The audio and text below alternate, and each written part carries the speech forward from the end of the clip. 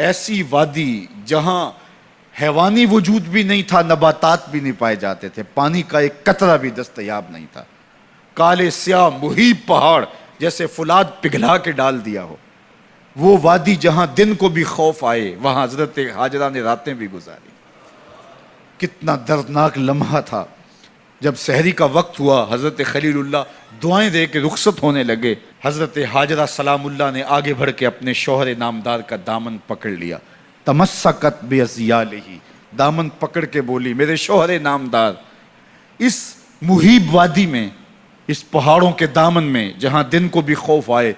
نو نہال معصوم کے ہمراہ مجھے چھوڑ کے کہاں جا رہے ہو؟ حضرت خلیل اللہ نے کوئی جواب نہیں دیا، پھر قدم اٹھایا تو زوجہ نے پھر دامن پکڑا، پھر وہی سوال، پھر کوئی جواب نہیں آیا، تیسری مرتبہ دامن پکڑا، خلیل اللہ کی جانب سے کوئی جواب نہیں آیا، تو خاتون خود بولی کیا اللہ کا حکم تو نہیں؟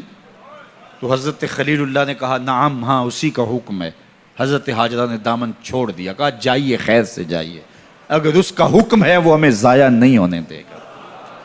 جہاں دن نہیں گزارے جا سکتے تھے پھر اس خاتون نے وہاں راتیں بھی کاٹی، وہ وادی جس میں وحشت بھی قدم رکھتی تھی ڈر ڈر کے، جہاں پھرتے تھے آوارہ تھپیڑے بادے سر سر کے، جہاں پر گھاس اگتی ہے، جہاں نہ پھول کھلتے ہیں، مگر وہ سرزمین ہے آسماں بھی جھک کے ملتے ہیں۔ اپنی پاک باز بیوی اور نو نہال بیٹے کو چھوڑ کے حضرت خلیل اللہ دعائیں دے کے رخصت ہو گئے۔ تھوڑا سا توشہ تھا، 2-1 دن کے بعد ختم ہو گیا، پھر ماں کی چھاتی سے دودھ بھی خشک ہو گیا، نو نہال پیاس سے تڑپنے لگا، ماں تو پھر ماں ہوتی ہے، تڑپتی ہوئی ممتا کا دل بے قرار ہوا۔ ایک پتھر کے سائے میں معصوم اسماعیل علیہ السلام کو لٹایا اور پانی کی تلاش میں جبل صفا پہ چڑھی، اطراف میں آسمانوں کی طرف دیکھا، کہیں کوئی پرندے اڑتے دکھائی دیں اور پانی کا نشان ملے اور میں وہاں سے بیٹے کے لیے 2 بوند لے آؤں، لیکن کچھ دکھائی نہیں دیا۔ تا حد نظر پھیلا ہوا آسمان ہی آسمان ہے اور پہاڑ ہی پہاڑ نیچے دکھائی دیتے ہیں۔ پھر مروہ پہ آئیں، درمیان میں نشیبی جگہ تھی، وہاں بیٹے کا من موہنا چہرہ دکھائی نہیں دیتا تھا، دوڑ کے گزری اور جا کے صفا پہ گھوم کے دیکھا، کچھ نظر نہیں آیا، ادھر بھی دیکھ لیا ادھر بھی دیکھ لیا، لیکن ماں تھی، پھر دوبارہ صفا پہ آئی، صفا پہ دیکھا کچھ دکھائی نہیں دیا، پھر تڑپ کے مروہ پہ آئیں، وہاں پھر دیکھا کچھ دکھائی نہیں دیا، پھر صفا پہ آئی، کبھی صفا پہ کبھی مروہ پہ، تڑپتی ہوئی ماں کی ممتا، بے قرار دل، ادھر پانی کی پیاس سے تڑپتا ہوا معصوم اسماعیل پتھر کی اوٹ میں، درمیان سے ماں گزرتی ہے تو بھاگ کے گزرتی ہے کہ بیٹے کا من مونا چہرہ بھی نگاہوں کے سامنے رہے۔ ذرا منظر تو دیکھو کتنا دل آویز ہے، اللہ اکبر، سینوں میں پتے پانی ہو جائیں، پتھر بھی ہو تو پگھل جائے اس زہرہ گداز داستان سے، لیکن اللہ پر توکل اور ماں کی بے قراریاں، کبھی صفا پہ کبھی مروہ پہ، زبان پہ شکایت نہیں ہے۔ پھر جب مروہ پہ پہنچتی ہیں، 7 چکر مکمل ہو گئے، تو ادھر کیا دیکھا کہ معصوم اسماعیل ایڑیاں رگڑ رہا ہے۔ ماں کا دل ڈولنے لگا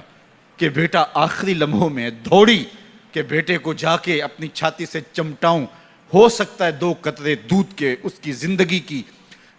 آس بندھا دیں۔ تو ماں دوڑتی ہوئی آئی، لیکن جب قریب آئی تو منظر بدلا ہوا تھا، معصوم کی ایڑیوں کے رگڑنے سے تازہ چشمہ پھوٹ رہا ہے، پانی ہے کہ بے قابو ہونا چاہ رہا ہے، آگے بڑھی، جلدی جلدی مٹی کی منڈھیری کرتے ہوئے کہا زم زم، رک جا رک جا، اللہ اکبر۔ ہاجرہ سلام اللہ علیہا نے حضرت اسماعیل کی محبت اور اپنے رب پر توکل کی انوکھی اور البیلی داستان رقم کی، کہا ہاجرہ تو نے بھی حد کر دی، لیکن قیامت تک تیری راہوں کو بھی جلوہ گاہ بنا دیں گے، یہاں نبی بھی دوڑیں گے، ولی بھی دوڑیں گے، غوث بھی دوڑیں گے، کتب اور ابدال بھی دوڑیں گے، شہنشاہ بھی دوڑیں گے، کج کلا بھی دوڑیں گے، یہ دوڑنا ہم عبادت بنا دیں گے، حتیٰ کہ امام الانبیاء بھی ان راہوں کی سائی کرتے رہے۔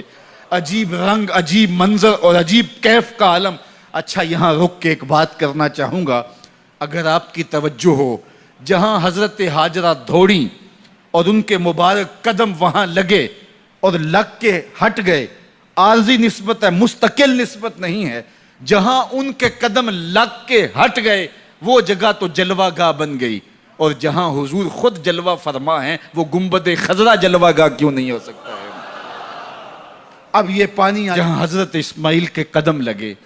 یہ پانی دنیا کا عظیم ترین پانی ہے، اور پھر اس کا پروٹوکول یہ ہے، اس کو کھڑے ہو کے پیا جاتا ہے۔ یار یہاں بھی روک کے ایک بات کہہ دوں، حضرت اسماعیل کے قدموں کو چھونے والے پانی کا پروٹوکول ہے کہ اس کے لیے کھڑے ہو جائیں، اور حضرت اسماعیل مسجد اقصیٰ میں جس کے پیچھے کھڑے ہو کے نماز پڑھتے ہیں، اس امام کے لیے کھڑے ہو کے مصطفیٰ جان رحمت پہ لاکھوں سلام پڑھ لیں تو اس میں شرک کہاں سے آ جائے گا؟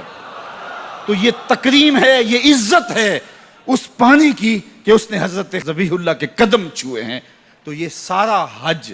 اللہ اکبر، ہمیں ہمارے ماضی سے جوڑتا ہے۔